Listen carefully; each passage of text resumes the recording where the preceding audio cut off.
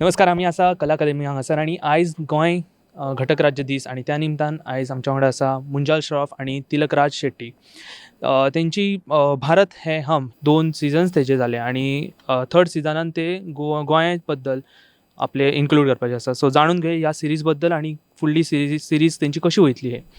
Sir, Bharat है हम हे जो पहले 2 सीज़न आए हैं, सो तीसरे सीज़न में आपका गोवा चैप्टर है, सो इसके बारे में थोड़ा बताइए। जब हमने गोवा के बारे में जब रिसर्च किया तो हमको इतनी कहानियाँ मिली और बहुत ही सेंसिटिव और बहुत ही स्ट्रगल फ्रीडम जो बिकॉज 450 साल का हिस्ट्री है गोवा का। शायद मतलब इंडिया का जो स्ट्रगल है ब्रिटिश का उससे बहुत ज़्यादा है। हमारा वो 190 ईयर्स का स्ट्रगल है उधर, और अगर आप गोवा स्ट्रगल देखो तो 450 साल का है। तो 450 साल एक बहुत बड़ी लंबी एरा होता है। And to go through the whole process, a lot of research needs to be there.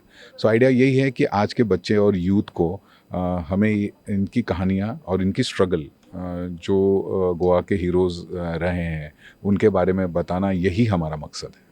सो आपने इस विषय को क्यों चुना, क्या उद्देश्य से था? आई थिंक एक तो कैसा है ना कि ये आपको ये जान के शायद आश्चर्य होगा कि काफ़ी लोगों को ये नहीं पता कि गोवा गॉट लिबरेटेड इन 1961, राइट। माने हमारा एक प्रिलिमिनरी रिसर्च ये भी बता रहा है कि आज के बच्चों को भी शायद ये चीज़ नहीं पता है, बिकॉज हम ये मानते हैं कि अगर इंडिया आज़ाद हो गया 1947 में तो यस द होल कंट्री, तो आई थिंक ये एक पहला मुद्दा था। और जब हमने भी इस पे जब रिसर्च करना शुरू किया तब हमको भी पता चला कि इसकी कहानी काफ़ी अलग है बाकी देश के से हिसाब, बिकॉज एक तो ये पहले पोर्चुगीज़ के अंदर थे, Goa was under Portuguese rule, तो उनका एक अलग ही स्ट्रगल रहा है and very challenging, very interesting. बहुत सारा ऑब्वियसली बलिदान लोगों ने दिया है एंड मैं इस हद तक भी कहूँगा कि शायद ब्रिटिशर्स से भी ज़्यादा पोर्चुगीज़ ज़्यादा क्रूर थे। और ऐसी क्रूर रूल के सामने खड़े होना, डट के खड़े होना और इतने लंबे समय तक लड़ना एक बहुत ज़बरदस्त कहानी है, और ये आज के बच्चों तक पहुंचना बहुत बहुत ज़रूरी है आई थिंक, ताकि वो हमारी फ्रीडम को वैल्यू कर सकें।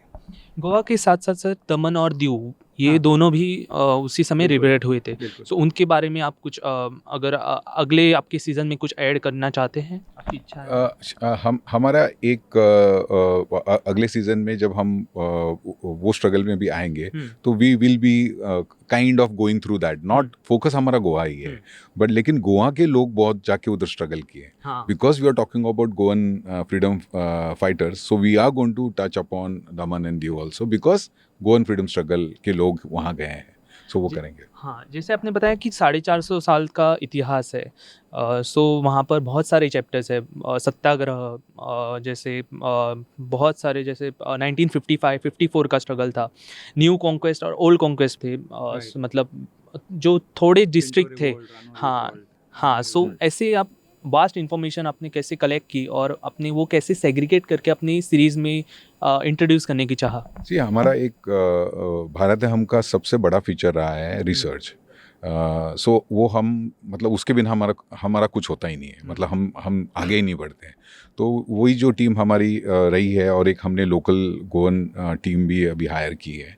So what is happening is that कि एक तो क्या होता है कि आपको हिस्ट्री पता होना, लेकिन वो हिस्ट्री के साथ वहाँ का कल्चर और ट्रेडिशन क्या हुआ है, तो ये सब भी आपको वो सीरीज़ में इनडायरेक्टली बताना होता है, ताकि आप प्रीच ना करो बच्चों को, लेकिन आपको उनको एक्सपोज करना ज़रूरी होता है कि जब ये लोग 1510 में थे उनके पहनाव कैसा था, वो क्या खाते थे, या उनका बोलने का तरीका कैसा था, तो या फिर क्या वो लोग वेपन्स यूज़ करते थे, या क्या उनका थॉट प्रोसेस था। तो ये it is not only just stories, it's also about the socio political जो एनवायरनमेंट था वो टाइम में, वो टाइम को भी एक्सपोज करना। आर्किटेक्चर क्या था, अभी क्या है कि हमारे रिसर्च में भी 1500 का इतना कुछ हमें नहीं मिलता है, तो कुछ हमको फोटो मिलता है, हम उससे फिर एज एन आर्टिस्ट भी डिराइव सर्टन थिंग्स।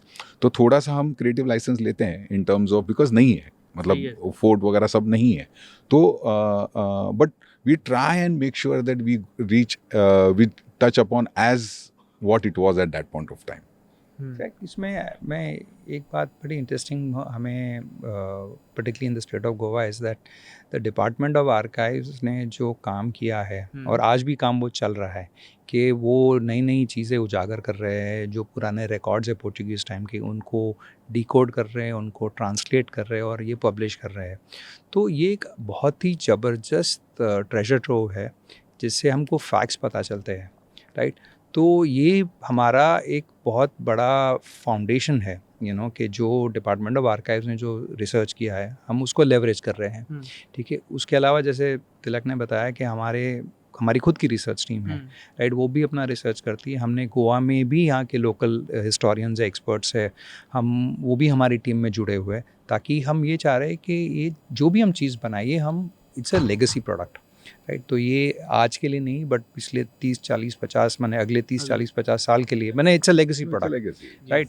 तो वो लेगेसी प्रोडक्ट जब आप बनाते हो तो आपकी रिस्पॉन्सिबिलिटी बहुत ज़्यादा बढ़ जाती है, because this is a future reference for the future generation, right. आज आप गांधी जैसी फिल्म देखते हो तो एक पॉइंट ऑफ रेफरेंस बन जाता है फॉर फ्यूचर जनरेशंस के, जिनको नहीं पता है वो फिल्म देखने के बाद उनको समझ में आता है। तो हमारी उम्मीद है और हमारा पूरा ये एफर्ट रहेगा कि पूरी शिद्दत से, पूरी मेहनत से and with full honesty we will be true to the history, तो हमारा देखिए एक क्या होता है ना, एक फिल्म मेकर का सबसे बड़ी रिस्पॉन्सिबिलिटी होता है कि निष्पक्ष रहना, right, to be unbiased towards the story, right. आपका उसमें इंटरप्रिटेशन नहीं डालना है, राइट। तो बहुत बहुत इंपॉर्टेंट चीज़ है। काफ़ी टाइम हम भावुक होके कहानी को अपने तरह से मोड़ते हैं और ये हमारा आई थिंक ग्राफिटी के एक डीएनए में ये चीज़ है कि हम ये नहीं करते, राइट। जो इतिहास है वो हम फैक्चुअली बताएंगे, राइट, क्योंकि कैसे है कि जब पोर्चुगीज़ आए तो उनका बहुत ज़बरदस्त इम्पैक्ट था on the society at large, the way of living, food, culture, religion, everything, right. तो कहीं ना कहीं जब आप 400 साल का एक इम्पैक्ट है पोर्चुगीज़ का, वो भी आपको देखने को मिलेगा कि कैसी चीज़ें चेंज हुई। जो आज आप गोवा देखते हो, गोवा का एक यूनिक लुक है, आर्किटेक्चर है, राइट। तो कहीं ना कहीं बच्चों को भी ये समझ में आएगा कि अच्छा दिस इज़ द रीज़न। जैसे आज आप अगवाड़ा बोलते हो, कैंडोलिम बोलते हो, तिसवाड़ी बोलते हो, कुनकोड़ी बोलते हो, तो इन जगह का इतिहास क्या है, यहाँ क्या क्या हुआ था, राइट। तो वो बहुत इम्पॉर्टेंट है ना। क्या होता है कभी कभार हम किसी मॉन्यूमेंट पे जाते हैं, जैसे हाथ कतरो कम है, राइट, क्या है, हम जाते देख के वापस आ जाते हैं, बट उस जगह का क्या सिग्निफिकेंस है, राइट, वो बताना बहुत ज़रूरी है, राइट। ये बच्चों को इसी क्या होता है ना, हम जैसे कि कोई भी एज अ टूरिस्ट जाओ या अगर आप लोकल भी हो, राइट, आप किसी जगह पे जाते हो, अपने बच्चे को लेके जाते हो, वो बच्चा देखता है, ठीक है, फ़ोटो खिंचा के आता है, बट जैसे बच्चे को वो पता चलेगा कि वो प्लेस की सिग्निफिकेंस क्या है, राइट, तो उसकी एसोसिएशन और उसकी अस्मिता अपने खुद के स्टेट, सिटी, नेशन के लिए ज़्यादा बढ़ेगी। ये हमारी बिलीफ है और नॉलेज भी बढ़ेगी। बिल्कुल, सर और एक आखिरी सवाल कि जैसे आपने अपनी सीरीज़ में रानी झलकारी बाई हो या झांसी की रानी हो, इनका उल्लेख किया है। सो गोवा के स्ट्रगल में बहुत सारे ऐसे वुमन जो फ्रीडम्स फाइटर्स थे उनका उल्लेख है। सो आप भी ऐसा कुछ प्लान करें कि वुमन उनको रिप्रेजेंटेशन मिले आपके सीरीज़ में?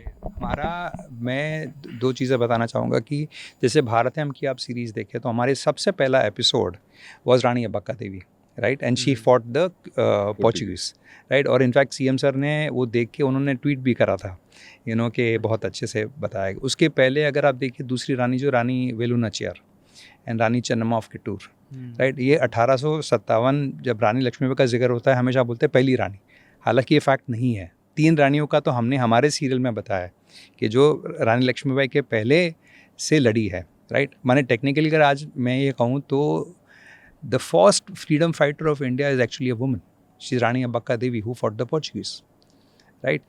अगर मैं गोवा की ही बात करूँ तो आपके पास 2 लिविंग लेजेंड्स है गोवा के, right, Shrimati Libia Lobo Sardesai and Sharadatai Sarvaikar, right. तो ये दोनों अभी दिस इज़ द पॉइंट ना कि आज इन लोगों का एक पॉइंट ऑफ व्यू है, उन्होंने इतना बड़ा योगदान दिया है, कंट्रीब्यूशन दिया है, तो obviously people need to know ना।